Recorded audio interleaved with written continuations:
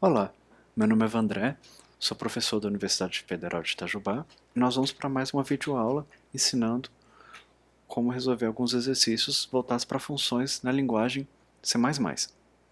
Aqui nós vamos desenvolver o exercício número 11. Aqui, escreva uma função recursiva, que a gente viu no outro exercício como é que é uma função recursiva, que uma função recursiva é aquela função que eu chamo ela mesmo dentro dela. Esse aí tem no exercício anterior um exercício mais simples, esse aqui vai dar um pouquinho mais de trabalho. Então, uma função recursiva que receba como argumento, ou seja, parâmetro, né, um número do termo da série Fibonacci e retorne o seu valor. Por exemplo, se o argumento for 7, vai retornar 13. Por quê? Se vocês não conhecem a série Fibonacci é aquela que daqui a pouco eu vou mostrar para vocês como é que ela trabalha, que é a soma dos primeiro e do segundo termo é o terceiro termo. A soma do segundo com o terceiro é o quarto termo. Então, isso aqui é a forma simples que a gente tem para poder trabalhar com a série de Fibonacci. Então, continuando na série, ou também chamada de série de sequência de Fibonacci, a gente vai fazer esse exercício. Esse aqui é o exercício número 11. Vamos lá. Vamos criar um projeto nosso, sempre console application, C++, func x11. 11º exercício. Vamos abrir o manager dele aqui. Fechar. Pronto. Então, vamos pedir para o usuário int qual o número da série da sequência, ou seja, qual o que o programa está falando, para poder pegar qual número do termo. Então, qual termo? Vou chamar esse aqui de termo, certo? Então, o que a gente vai fazer? Eu vou pedir para o usuário perguntar qual o termo da série de Fibonacci você quer. E aí ele vai digitar o termo, sem termo.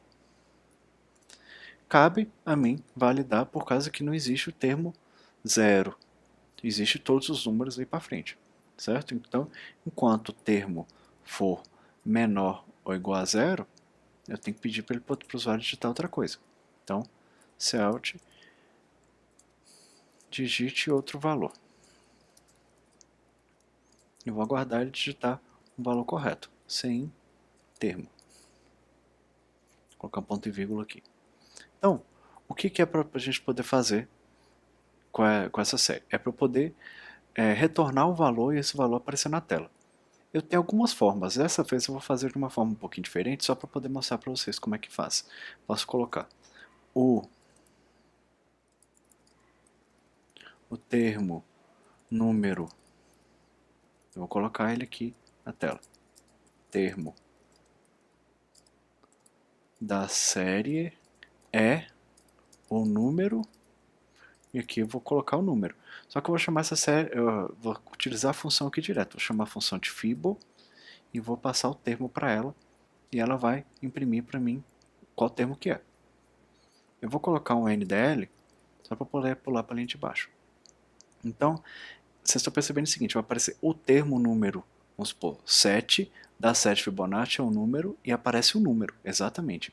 Então, eu vou começar aqui falando o seguinte, desde já eu sei que eu tenho uma função chamada Fibo.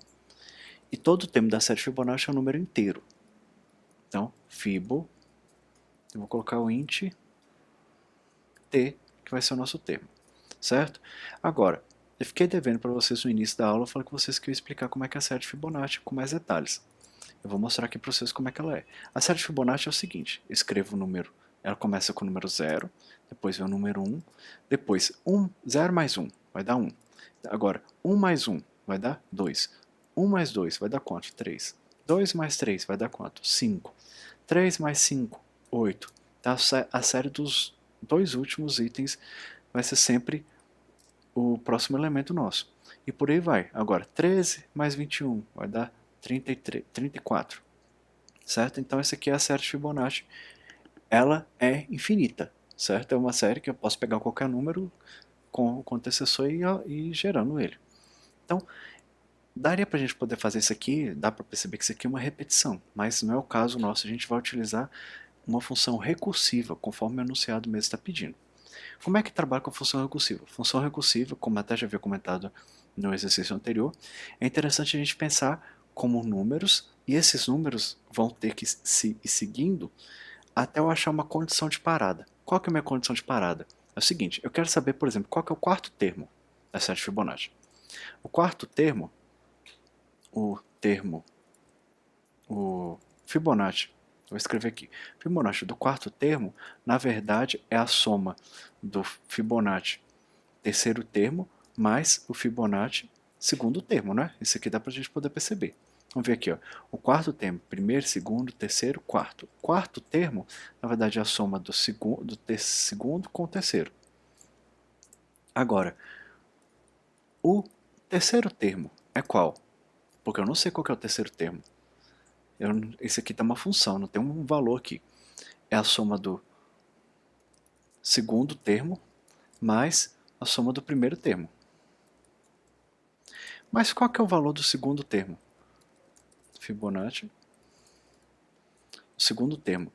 Por definição, o segundo termo da série Fibonacci é o número 1.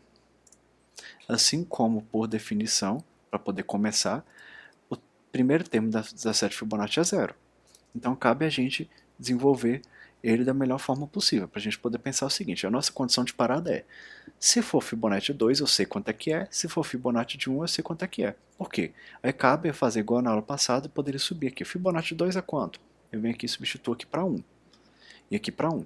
Quanto é que é a Fibonacci de 1? É 0. Então, 0 mais 1 é o terceiro termo. Então, esse aqui é 1, esse aqui é 1. Consequentemente, o quarto termo é 2, porque é a soma desses itens aqui. No caso da soma desse item com esse item. Do segundo com o terceiro termo. Então, cabe a gente fazer. Vamos verificar o seguinte. Se o termo for igual a 2, porque eu sei que o segundo é 1, então, essa minha função vai retornar return 1, porque o segundo termo é 1. Agora, se não for, se o termo for igual a 1, ou seja, se for o primeiro termo, qual que é o resultado? Caso o termo seja 1, o que a gente tem que fazer? Eu tenho que retornar 0, porque o primeiro termo é 0, por definição. Agora, se não for, o que eu tenho que fazer? Eu tenho que dizer o seguinte, se não for desse jeito, deixa eu formatar o código aqui para poder. Isso.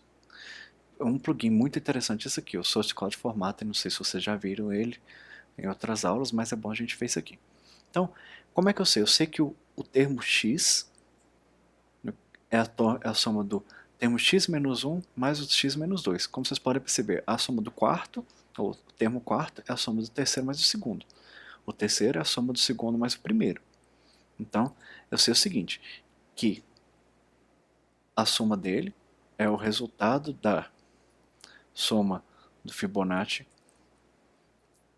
t menos 1 mais Fibonacci termo menos 2.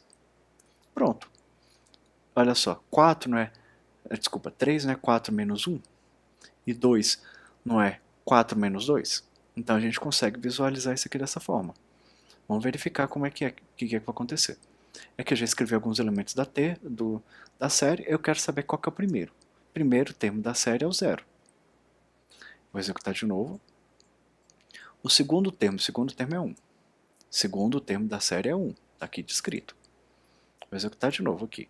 Quero saber qual que é o primeiro, segundo, terceiro, quarto, quinto, sexto, sétimo, oitavo. Oitavo termo. Até no enunciado está errado porque eu estava considerando 1 e 1. O oitavo termo é o 13. Certo? Então eu vou até corrigir aqui no enunciado da questão. O oitavo termo é o 13. O argumento 8 é 13. Então, o oitavo termo, que é o primeiro, segundo, terceiro, quarto, quinto, sexto, sétimo, oitavo. Oitavo é o 13. Então, com isso, a gente pode mandar executar isso aqui diversas vezes. Por exemplo, qual que é o 20º? O 20º termo é esse daqui. Se eu continuar seguindo aqui, eu vejo que o 20º termo é o 4181.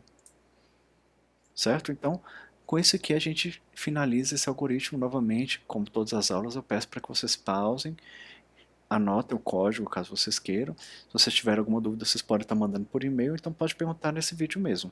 Mas eu agradeço por ter assistido e até mais.